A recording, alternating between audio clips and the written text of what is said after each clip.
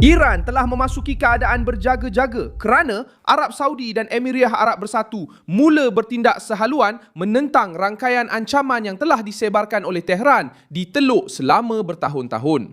Pada hari Rabu 20 Mei 2020, 6 orang Arab telah bosan melihat milisia, drone, peluru berpandu dan pemerasan serantau digunakan sebagai alat tekanan. Penyatuan dua kuasa besar ini bukan menyasarkan rakyat Iran, tetapi menyasarkan jentera rejim. Kumpulan bersenjata yang melakukan kerja kotor, laluan yang digunakan untuk menakut-nakutkan jiran, dan strategi menyerang dari bayang-bayang, kemudian menafikan tanggungjawab. Iran mahu memecah belahkan Teluk, menakut-nakutkan setiap negara secara berasingan, dan memastikan pihak lawannya sentiasa tertekan. Tetapi kini, lihatlah Arab Saudi dan Emiria Arab Bersatu yang sedang menggerakkan satu tindak balas yang boleh mengekang kuasa serantau Iran dari dalam.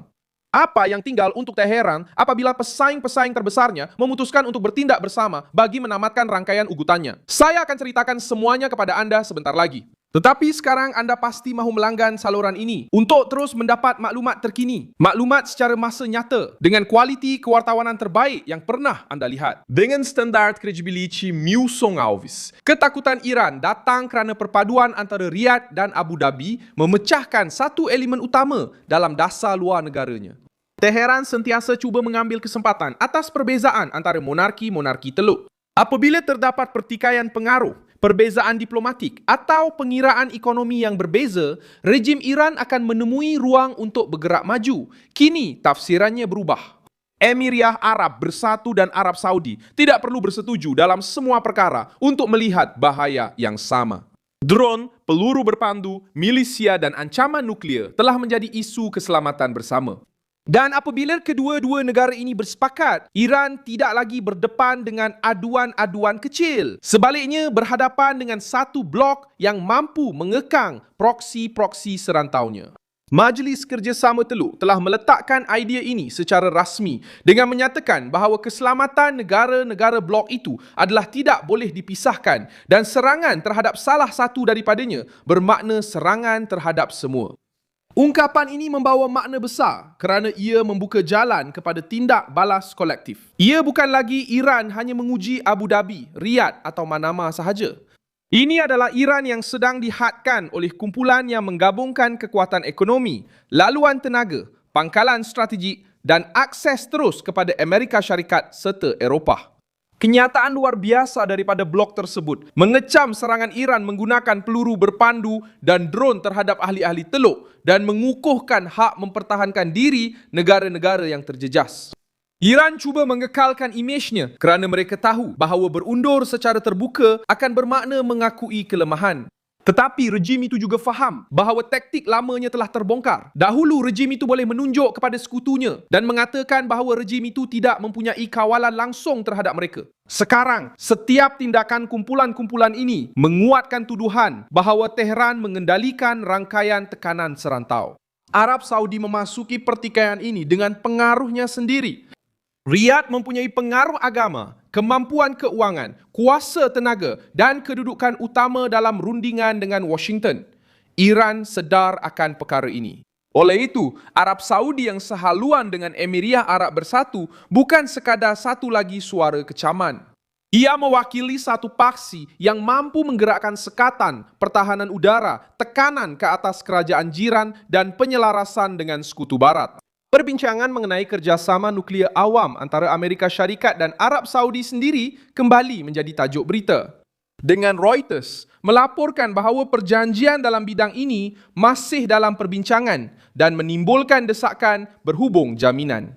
Isu ini meresahkan Teheran kerana ia menunjukkan Riyadh sedang mencari teknologi strategik, manakala program Iran terus diselubungi kecurigaan. Emiria Arab Bersatu juga tidak bertindak secara terburu-buru.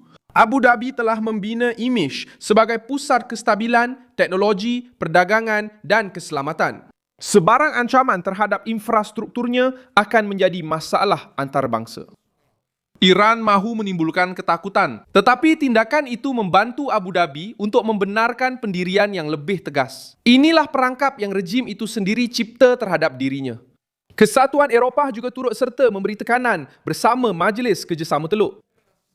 Dalam kenyataan bersama, para menteri dari kedua-dua blok membincangkan kerosakan yang disebabkan oleh serangan Iran terhadap negara-negara Teluk, termasuk terhadap infrastruktur awam, kemudahan perkhidmatan dan kawasan kediaman. Teks itu juga meminta pengekangan terhadap program nuklear Iran, peluru berpandu balistik dan aktiviti yang mengganggu kestabilan di rantau ini. Bagi Teheran, ini adalah sesuatu yang buruk kerana ia membawa aduan negara Arab ke peringkat yang lebih besar dan menyukarkan naratif bahawa semuanya hanyalah konflik setempat. Apa yang sedang dilakukan oleh Arab Saudi dan Emiriyah Arab Bersatu sekarang ialah cuba mengehadkan kebebasan operasi Iran. Ini termasuk memantau laluan drone, memberi tekanan kepada kerajaan di mana milisia beroperasi, meningkatkan pertahanan udara, memperkukuh risikan dan mewujudkan satu mesej yang jelas. Sebarang serangan baharu akan membawa kos politik yang lebih tinggi.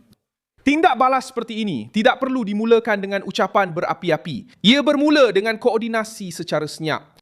Iraq juga menjadi tumpuan tekanan kerana sebahagian daripada syak wasangka mengenai serangan dan pergerakan milisia melalui wilayahnya. Bagi Arab Saudi dan Emiriyah Arab Bersatu, Baghdad tidak boleh menjadi laluan bebas untuk kumpulan yang mengancam Teluk. Jika kerajaan Iraq tidak dapat mengawal puak-puak ini, tekanan antarabangsa akan meningkat. Jika boleh, mereka perlu membuktikannya. Dalam apa jua senario, Iran tidak lagi selesa kerana sekutunya tidak lagi beroperasi dalam bayang-bayang dan mula dianggap sebagai masalah serantau. Kenyataan pada bulan Mac oleh Menteri-Menteri Arab dan Islam menuntut agar Iran menghentikan serangan, ancaman dan sokongan kepada milisia di negara-negara Arab. Dengan menyebut pembiayaan, persenjataan dan tindakan yang digunakan terhadap kepentingan negara-negara tersebut. Rejim Iran cuba mengubah ancaman menjadi kuasa, tetapi reaksi Arab menunjukkan ada batasnya. Teheran boleh bercakap tentang perang besar-besaran, boleh mengancam laluan, boleh menggunakan sekutu dan boleh cuba menakut-nakutkan pasaran. Cuma sekarang, setiap ancaman membantu Riyadh dan Abu Dhabi untuk mendorong tindak balas yang lebih tegas. Logiknya telah berbalik terhadap Iran. Semakin ia menekan, semakin ia menyatukan pihak lawannya. Semakin banyak ia menggunakan milisi, semakin kuat tuduhan bahawa ia perlu dikekang. Semakin banyak ia bercakap tentang peningkatan ketegangan, semakin mudah ia mendekatkan Teluk, Amerika Syarikat dan Eropah. Mesyuarat pemimpin-pemimpin Teluk di Jeddah pada akhir April sudah menunjukkan arah itu.